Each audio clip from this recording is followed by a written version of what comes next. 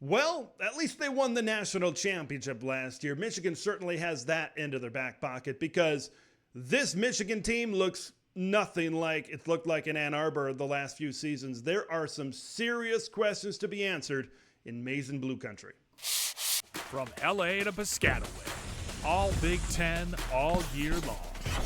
This is Big Ten 10.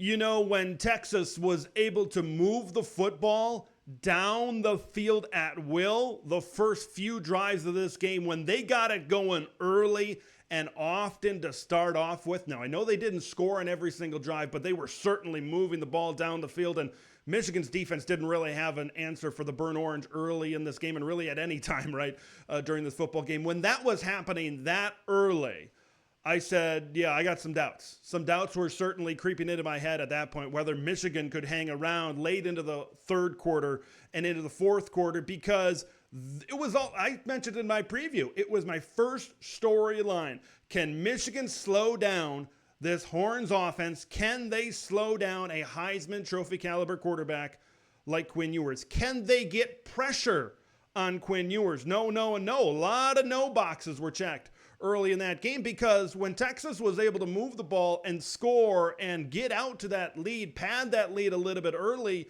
in this football game. Look, I understand it was early in that football game, but Michigan is the team, whether it's against the Texas Longhorns, whether it's against Ohio State, Oregon, Washington, Illinois, doesn't matter who they play the rest of the season. They get down. This is not a team that is built to play from behind. I said it early. I said it this offseason. I said, I think this team reminds me a little bit, maybe in the mold of what that 2016 team could be, right? That was a team that just barely missed out on a 4-team college football playoff. Now, that's kind of where I want to segue into my takeaways from this game. Because at the beginning of the season, myself, some others looked at this Michigan Wolverines team as maybe a fringe college football playoff team. Some maybe had them as the 11 seed. Some had them at the 10 seed. Some of them maybe had the first 3 out of the playoff. You know, a lot of people maybe had them in the 11th through 16th, 17th, that type of group within college football.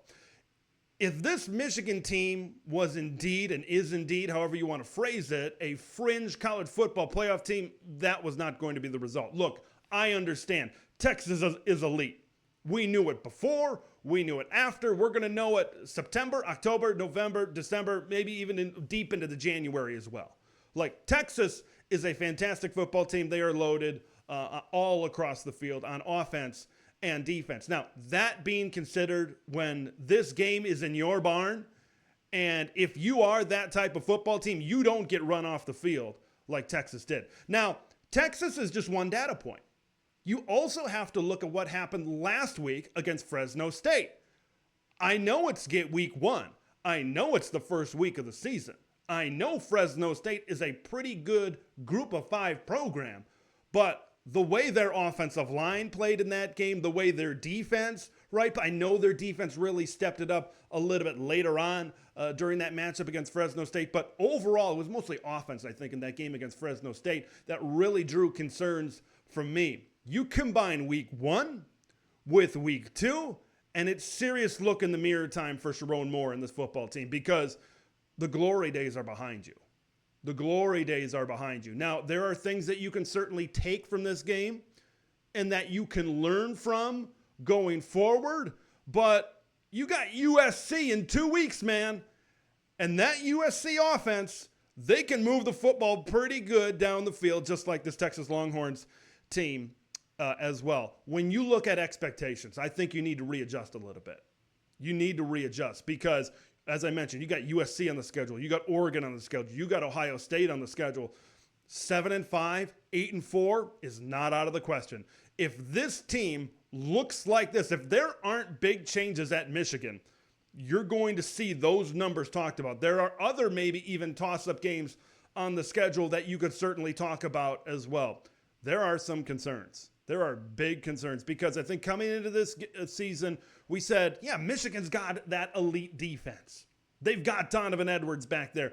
They've got Colston Loveland back there. That defense, it doesn't really look elite. I'm going to be honest. From what I saw at times against Fresno State, and I know Texas is one of the best offenses in college football, but it just doesn't look like an elite defense right now. And Donovan Edwards, man, this is usually the game that he shows up. Big game, Don, but they're really missing Blake Corum. They're really missing J.J. McCarthy throwing the football down the field, because when Michigan could run the football with Blake Corum or whoever it was, and then maybe you get into a 3rd and 7, you get into a 3rd and 8, JJ could push the football down the field 20 yards. He could push the football down the field 25 yards and acquire key first downs in key situations. Davis Warren doesn't provide that at all. Okay, I said it last week about their performance against Fresno State. I'm going to say it again. For the most part, this offense plays within 10, 12, 15 yards of the line of scrimmage. They don't have that ability to stretch you deep down the field. Like, Colston Loveland is their passing game. Like, they need to find a way to get better. And this offensive line, of course, isn't what it was last season. So we just keep on asking these questions and what it's going to be. Week 2, once again, I'm going to keep on harping on it. I'm going to keep saying Texas is an elite college football program. But I think week 2, to some extent, kind of proved what some of week 1 also showed us as well. I think it proved a little bit that maybe that Fresno State game wasn't as much of a fluke, or that week 1, new system, new personnel, a lot of new faces and new places type of thing. Hey, we're just getting our feet under us. So now after this game, the way this thing went down, questions need to be answered going forward, and you certainly need to see some positivity going forward with USC just on the horizon, a couple of big games. I mentioned how much they missed J.J. McCarthy, right, and his ability to throw the football down the field, and now what you have in Davis Warren, and then the reliability in the run game of Blake Corum as well. Like, there are no stars at quarterback, and right now it doesn't look like there's no stars at running back either. Okay, and you could have some really good wide receivers. You could have some really good pass-catching targets like a Colston Loveland down the field. But if you don't have the quarterback to get it to them, this offense is going to continue to have problems. When we've looked at Michigan football the last handful of seasons, what do we know? We know that they have an elite offensive line, and we know that they have a great run game. Okay, what is Michigan right now offensively? There is a big-time identity crisis when you don't have those building blocks that you've seen the last couple of years at the University of Michigan. I want to talk about the blueprint. I mentioned it very briefly during the offseason, but I said, what happens if the quarterback situation is average at best? What happens if this offensive line takes some big steps back? What happens to defenses and how they game plan against Michigan? Well, it's very simple at that point. You load the box, make the pass game beat you. And so far, at least, I know we're only 2 games in, but so far, it doesn't look like this Michigan pass game is going to be able to beat a lot of teams that they face alone, I should say. That's why you need that balance on the offensive side of the football. So I think there's teams in the Big Ten that are going to be looking at this game that say, hey, we load the box. And Donovan Edwards, Khalil Mullings, we saw some Benjamin Hall in this game. This is not Hassan Haskins. This is not Blake Corum. I don't think you have some elite Big Ten running backs in your backfield right now. That's just the way I see it. If opposing defenses on the future schedule for Michigan look at the tape from the first 2 weeks and say, load the box, make the quarterbacks beat you, score enough points on this defense, that's the blueprint to victory against the Michigan Wolverines going forward. You look at the box score in this final one. We know Quinn Ewers, of course, had a fantastic performance. And, man, I just love Texas. And what they are and how they've been built as a program. Steve Sarkisian has done a phenomenal job over there as well.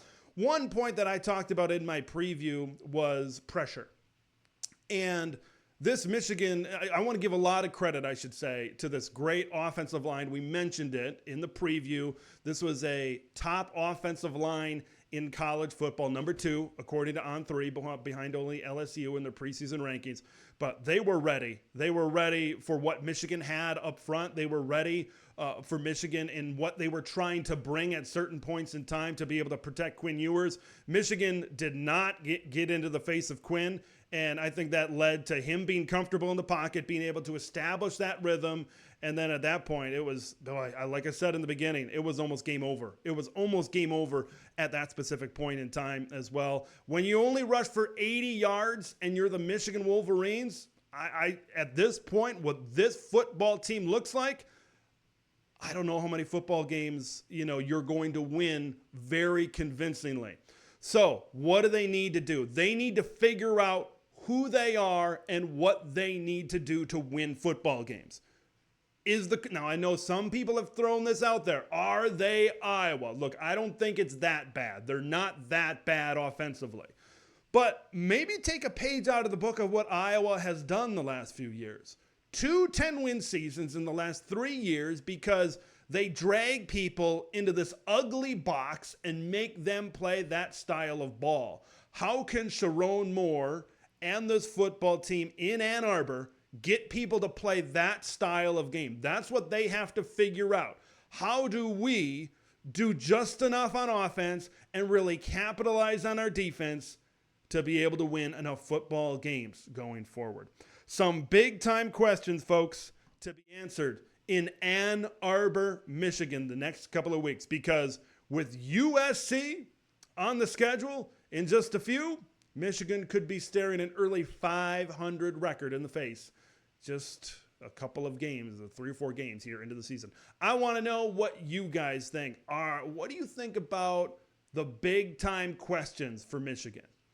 Do you think that this is a team that could be staring a 7-5 or an 8-4 record in the face when all is said and done? How big of concerns do you have with the Wolverines right now? I want to hear about all of that in the comments below. I'm Big Ten Ted. Brighter days may be ahead for Michigan, but right now, some big time questions to answer before Big Ten play really gets started. Thanks for watching Big Ten Ted, where it's all Big Ten all year long. Make sure to like the video to spread the word of Big Ten Ted to the masses, and subscribe to the channel for updates on Big Ten content that drops every day.